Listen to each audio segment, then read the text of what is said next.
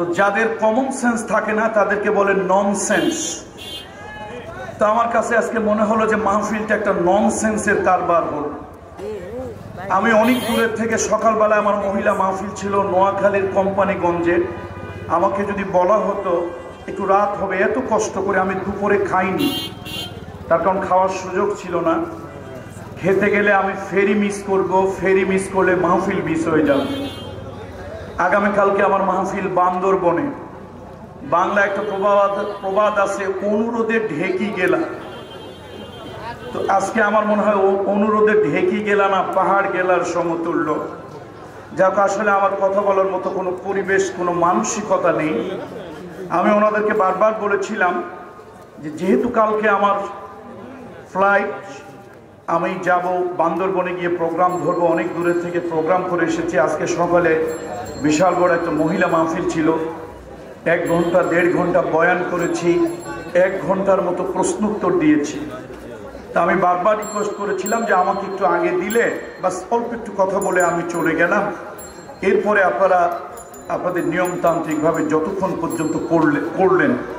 কিন্তু এই সেন্স ওনাদের কাজ করেনি। যা হোক, আল্লাহ তাআলা আজকের এই মাহফিলকে বরকতময় করুন। কোরআনুল কারীম মুহাম্মদ রাসূলুল্লাহ সাল্লাল্লাহু আলাইহি ওয়াসাল্লামের জীবনের শ্রেষ্ঠ মুআজিজা। আল্লাহ তাআলা কোরআনুল কারীম দিয়ে আমাদের ব্যক্তি, পরিবার, সমাজ, রাষ্ট্র পরিচালনা করার তৌফিক দান করুন। আজকের এই মাহফিলটাকে কবুল করুন।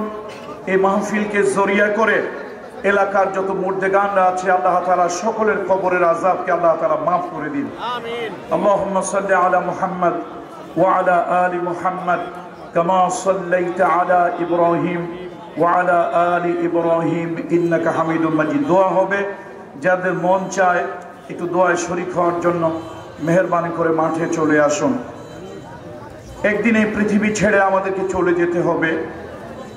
টেকেরহাটের মরহুম পীর সাহেব দেলওয়ার হোসেন আনসারী রহমতুল্লাহ আলাইহি, উনি আমার বাবা, আমি তার মেজো ছেলে।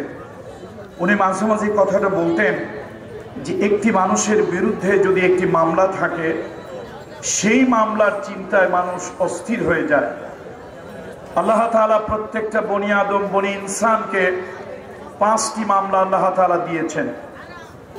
5টি মামলা আল্লাহ তাআলা দিয়েছেন। তার মধ্যে 1 নম্বরে মামলার নাম হলো মৃত্যু, 2 নম্বরে মামলার নাম হলো কবর, 3 নম্বরে মামলার নাম হলো হাসর, 4 নম্বরে মামলার নাম হলো মিজান, 5 নম্বরে মামলার নাম হলো ফুলসিরাত।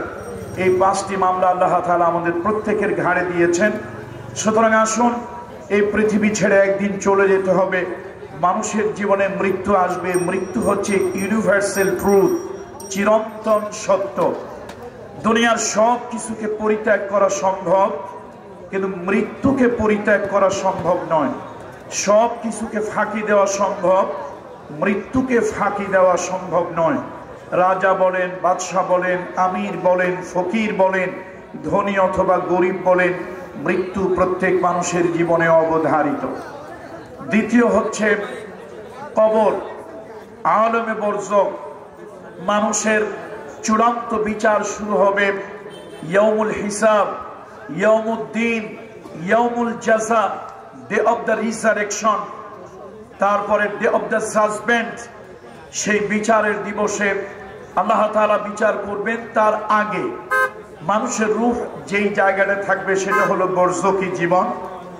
আমরা মুসলমানরা কবর দিই। অন্যান্য জাতি তার ধর্মীয় রীতিনীতি অনুযায়ী তারা কাউকে পুড়িয়ে দেয় বা কাউকে মমি করে রেখে দেয়। যেটাই করুক, তার মৃত্যুর পরের জীবন, আখেরাতের আগ পর্যন্ত, এটা হলো আলমে বরজখ। সে বরজখী জীবনটাকে আমরা চাইলেই বাদ দিতে পারবো না। তৃতীয় হচ্ছে কিয়ামত। কিয়ামত হচ্ছে খুব ভয়াবহ একটি বিষয়। আম্মা জান আয়েশা সিদ্দিকা রাদিয়াল্লাহু তাআলা আনহাকে রাসূলুল্লাহ কিয়ামতের বর্ণনা দিয়েছিলেন। আল্লাহ নবী বলেছিলেন কিয়ামতের ময়দানে মানুষগুলো উলঙ্গ আর উলঙ্গিনী হয়ে উঠবে। আম্মা জান আয়েশা সিদ্দিকা এত লজ্জা পেয়েছিলেন, লজ্জায় তার চেহারা মোবারক লাল হয়ে গিয়েছিল। ইয়া রাসূলুল্লাহ, কিয়ামতের ময়দানে মানুষগুলো উলঙ্গ আর উলঙ্গিনী হয়ে উঠবে, তাদের কি লজ্জা করবে না? আল্লাহ রাসূল বলেছিলেন সেই কিয়ামতের ময়দানটা এত ভয়াবহ হবে যে মানুষের লজ্জার অনুভূতি থাকবে না। মানুষগুলো শুধু বলতে থাকবে আইনাল মাফার, আইনাল মাফার, কোথায় পালাবো, কোথায় লুকাবো, কোথায় ভাগবো, কোথায় আত্মগোপন করব। মানুষগুলি বলবে, আল্লাহ তাআলা জানিয়ে দেবেন কাল্লা লা ওয়াজারা ইলা রাব্বিকা ইয়াওমা ইযিনিল মুস্তাকার, ভাগবার কোনো জায়গা নাই, পালাবার কোনো সুযোগ নাই। আজকে যেদিকেই যাও আল্লাহ তাআলা তোমাকে বেষ্টন করে আছে। এবার শুরু হবে মানুষের জীবনের চূড়ান্ত পরিণতি, সেটা হলো বিচার। বিচারটা এত কঠিন, রাসূল আকরাম সাল্লাল্লাহু আলাইহি ওয়াসাল্লামের কোনো গুনাহ ছিল না, হাবিবে কিবরিয়ার কোনো গুনাহ ছিল না। আল্লাহ তাআলা ওহীর মাধ্যমে মুহাম্মদ রাসূলুল্লাহকে মাসুম বানিয়ে দিয়েছিলেন। সেই বিচার কত ভয়াবহ। নবীজি সকাল বেলায়, সন্ধে বেলায়, প্রতিদিন 2 বার আল্লাহর হাবিব আল্লাহর কাছে অশ্রু সজল নয়নে আল্লাহর কাছে কেঁদে কেঁদে বলতেন, আল্লাহুম্মা হাসিবনি, আল্লাহুম্মা হাসিবনি হিসাবান ইয়াসীরা, আল্লাহুম্মা আজরিনি মিনান নার। আল্লাহ তাআলা আমার জন্য জাহান্নাম থেকে আমাকে পরিত্রাণ দিন, হিসাব আমার জন্য সহজ করে দিন। যে নবীর কোনো গুনাহ নাই, মাসুম, তার আবার জাহান্নাম কি, তার আবার হিসাব কি? এরপরেও তিনি উম্মতকে শিক্ষা দেওয়ার জন্য আল্লাহর কাছে কেঁদেছেন। সেই চূড়ান্ত বিচারটা এত কঠিন হবে, সেখানে কে কোন দলের, কে কোন মানহাজের, মাযহাবের, কে কি ইত্যাদির দিকে আল্লাহ তাআলা তাকাবেন না। আল্লাহ তাআলা তাকাবেন মানুষের আমলের দিকে, আমলকে দেখে তার বিচার করা হবে। চূড়ান্ত হলো আল্লাহ তাআলা সর্বশেষ, at the last of all, আল্লাহ তাআলা বলবেন যাও, যার যার পুলসিরাত পার হও। সে পুলসিরাতটা কারো জন্য হাইওয়ে, বিরাট বড় রাস্তা হবে, দিনের আলোর মতো পরিষ্কার হবে, কারোর জন্য সংকীর্ণ রাস্তা হবে, কিছু অন্ধকার হবে, কারোর জন্য চুলের মতো চিকন, হীরার মতো ধার হবে, আমাবস্যার রাতের থেকেও গহীন অন্ধকার হবে। এই 5টা মামলার মুখোমুখি ইচ এন্ড এভরিবডি, প্রত্যেক মানুষ, প্রত্যেক ব্যক্তিকে এই 5টা মামলার মুখোমুখি হতেই হবে। আল্লাহ তাআলা সে 5টা মামলা আমাদের জন্য সহজ করে দিন। আল্লাহ তাআলা আজকের মাহফিলকে কবুল করুন, সকল মুর্দেগামদেরকে আল্লাহ তাআলা ক্ষমা করে দিন। আল্লাহুম্মা সাল্লি আলা মুহাম্মদ ওয়া আলা আলি মুহাম্মদ কামা সাল্লাইতা আলা ইব্রাহিম ওয়া আলা আলি ইব্রাহিম ইন্নাকা হামিদুম মাজিদ। আল্লাহুম্মা আমিন। রব্বানা যালামনা أنفسنا وإن لم تغفر لنا وترحمنا لنكونن من الخاسرين ربنا لا تزغ قلوبنا بعد إذ هديتنا وهب لنا من لدنك رحمة إنك أنت الوهاب। আয় আল্লাহ তাআলা, বেশপুর পশ্চিম পাড়া রেল লাইন সংলগ্ন আজকের এই আজিম উশান মাহফিল, আমরা গুনাহগারেরা, ভিক্ষুকেরা তোমার শাহী দরবারে 2খানা গুনাহ মাখা ভিক্ষার হাত তুলেছি। রব্বুল আলামিন, জীবন জিন্দেগিতে যত গুনাহ খাতা করলাম, আয় আল্লাহ তাআলা মেহেরবানি করে জিন্দেগির গুনাহ তুমি মাফ করে দাও। এই মাহফিলের আয়োজন যারা করলেন, মাহফিল করার জন্য যারা আসলেন, মাহফিল শোনার জন্য যারা এসেছেন, কিয়ামতের দিন কঠিন মুসিবতের সময় আজকের মাহফিল আমাদের 3 শ্রেণীর লোকের জন্য নাজাতের উসিলা বানিয়ে দিও রব্বুল আলামিন। কিয়ামতের দিন মুসিবতের সময় মানুষগুলো যেদিন ত্রাহি ত্রাহি চিৎকার করবে, মানুষগুলো যেদিন বলবে কোথায় পানি পাবো, কোথায় পালাবো, কোথায় লুকাবো। আয় আল্লাহ তাআলা, আমরা গুনাহগারেরা, ভিক্ষুকেরা নাজাতের আশা নিয়ে আজকের মাহফিলটা এসেছিলাম রব্বুল আলামিন। আয় আল্লাহ তাআলা, বার ইলাহি নাজাতের আশা নিয়ে আজকের মাহফিলে এসেছিলাম। আল্লাহ তাআলা কিয়ামতের দিন সেই কঠিন মুসিবতের সময় 7 শ্রেণীর মানুষকে তুমি আল্লাহ তাআলা তোমার আরশের ছায়ার তলে ছায়া দেবে। আল্লাহ তাআলা মেহেরবানি করে ওই 7 শ্রেণীর মধ্যে আমাদেরকে একটু জায়গা করে দিও রব্বুল আলামিন।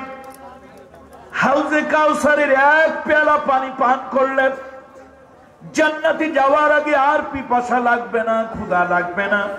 আল্লাহ তাআলা আমরা গুনাহগার, আল্লাহ তাআলা আমরা পাপী, আল্লাহ তাআলা আমরা নফসের প্রতি জুলুম করেছি। আমাদের মতো পাপীরা হাউজে কাউসারের কাছে গিয়ে যখন দাঁড়াবে, তোমার রাসূল কিছু লোকদেরকে বলবে সৌকান সৌকান, দূর হয়ে যাও, দূর হয়ে যাও। লিমান গায়্যারা মিন বাদি, তুমি আমার পরে দ্বীনকে পরিবর্তন করে দিয়েছো, দ্বীনকে পাল্টায় দিয়েছো, বেদাত করেছো। রব্বুল আলামিন কিয়ামতের সেই ভয়াবহ ময়দানে আপনার হাবিবের হাত থেকে এক পেয়ালা হাউজে কাউসারের পানি নসিব করে দিয়েন। কিয়ামতের সেই কঠিন দিনে আয় আল্লাহ তাআলা আপনার হাবিব যেন আমাদেরকে তাড়িয়ে না দেয়, আমাদেরকে যেন তাড়িয়ে না দেয়। আল্লাহ আপনার হাবিবের হাতে এক পেয়ালা পানি নসিব করে দিয়েন। রব্বুল আলামিন আমাদের জন্য বিচার সহজ করে দিয়েন।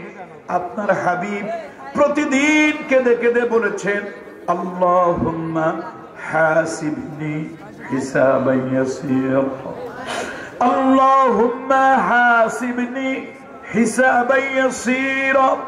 আল্লাহ তাআলা কিয়ামতের দিন সেই মুসিবতের সময় আমাদের জন্য হিসাব সহজ করে দিয়েন। আল্লাহ তাআলা দয়া করে আপনার হাবিবের শাফাআত পেয়ে জান্নাতের অধিক দেওয়া তৌফিক দান করিয়েন রব্বুল আলামিন। হাদিসের মধ্যে পড়লাম, হাদিসের ভিতরে পড়লাম আপনার নবী বলেছেন, আল কুরআনু হুজ্জাতুল লাকা ওয়া আলাইক। কোরআন তোমার পক্ষে দলিল হবে অথবা কোরআন তোমার বিপক্ষে চলে যাবে। আল্লাহ তাআলা আপনার শাহী দরবারে ফরিয়াদ করি, আমরা মৃত্যুবরণ করার পর কবরের ভিতরে কোরআন যেন আমাদের বন্ধু হয়ে যায়, কোরআন যেন আমাদের সাথী হয়ে যায়।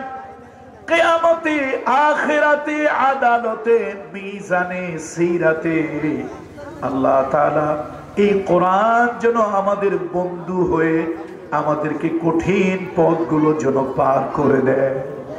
রব্বুল আলামিন কোরআন আমাদের পক্ষে দলিল বানায়, কোরআনকে আমাদের বিপক্ষে নিও না। আল্লাহ কোরআনের জিন্দেগি গঠন করার, কোরআনের সমাজ কায়েম করার, রাষ্ট্রে কোরআনের সংবিধান কায়েম করার তৌফিক আল্লাহ তাআলা দিও। এই কোরআন যেন আমাদের বিপক্ষে চলে না যায়। তোমার আদালতে কোরআন যেন আমাদের বিরুদ্ধে নালিশ না দেয়। তোমার হাবিব যেন আমাদের বিরুদ্ধে কিয়ামতের ময়দানে মামলা যেন দায়ের না করে। আল্লাহ তাআলা কোরআন শরীফের ভিতরে তুমি বলেছ, কিয়ামতের ময়দানে তোমার হাবিব কিছু উম্মতির বিরুদ্ধে মামলা দায়ের করবে। আল্লাহ তাআলা ওই রহমতের নবী আমাদের বিরুদ্ধে যদি মামলা দায়ের করে, তাহলে তো আমাদের সর্বনাশ হয়ে যাবে, জিন্দেগিটা বরবাদ হয়ে যাবে, আখিরাতটা বরবাদ হয়ে যাবে। আল্লাহ তাআলা আমরা গুনাহগার, আমরা গুনাহগার, গুনাহ করেছি বেশুমার। রব্বুল আলামিন কিয়ামতের কঠিন ময়দানে আপনার হাবিব যেন আমাদের বিরুদ্ধে মামলা না দেয়। আল্লাহ তাআলা আমরা যেন কোনো মামলার আসামি না হই। সর্বশেষ আপনার কাছে ফরিয়াদ করি, কাফের বেদিনেরা আপনার রাসূলকে দেখলো মক্কায় মাতাবের ভিতরে, আপনার হাবিব যখন সেজদায় পড়ে গিয়েছে, উটের নারী ভুঁড়ি আপনার হাবিবের পিঠের উপরে কাফেররা উঠায় দিয়েছে। রাসূলুল্লাহ নিঃশ্বাস বন্ধ হয়ে গেছে, নবীজি মৃত্যুর কাছাকাছি, করিবুল মাউত। আয় আল্লাহ, আপনার হাবিবকে আপনি বাঁচাইছেন। তায়েফের জমিনে বৃষ্টির মতো পাথর নিক্ষেপ করেছে, উহুদের ময়দানে দান মোবারক শহীদ করে দিয়েছে। রব্বুল আলামিন ওই কাফেরের বাচ্চাগুলি আপনার হাবিবকে দেখার সুযোগ পেল, সৌভাগ্য তাদের নসিব হলো। কিন্তু উম্মত হয়ে আপনার হাবিবকে আমরা দেখতে পারলাম না। আয় আল্লাহ তাআলা, আজকের এই মাহফিলে আপনার শাহী দরবারে ফরিয়াদ করি, আল্লাহ তামাম জীবনের ভিতরে একদিনের জন্য হলেও, একবারের জন্য হলেও আল্লাহ তাআলা স্বপ্নের ভিতরে রাসূলুল্লাহর সঙ্গে একটু মুসাফা করা নসিব করে দিও। রব্বুল আলামিন, আমাদের ভালো কোনো আমল নাই, আমাদের গ্রহণযোগ্য কোনো আমল নাই, আমাদের নাজাত পাওয়ার মতো কোনো আমল নাই।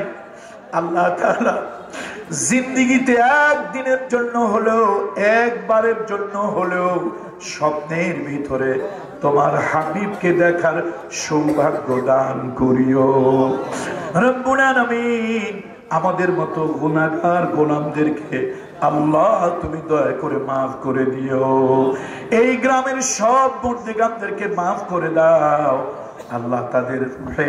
তাদের রুহের গায়ে জান্নাতি পোশাক পরিয়ে দাও, তাদের কবরের ভিতরে জান্নাতের ফরাশ বিছায়া দাও।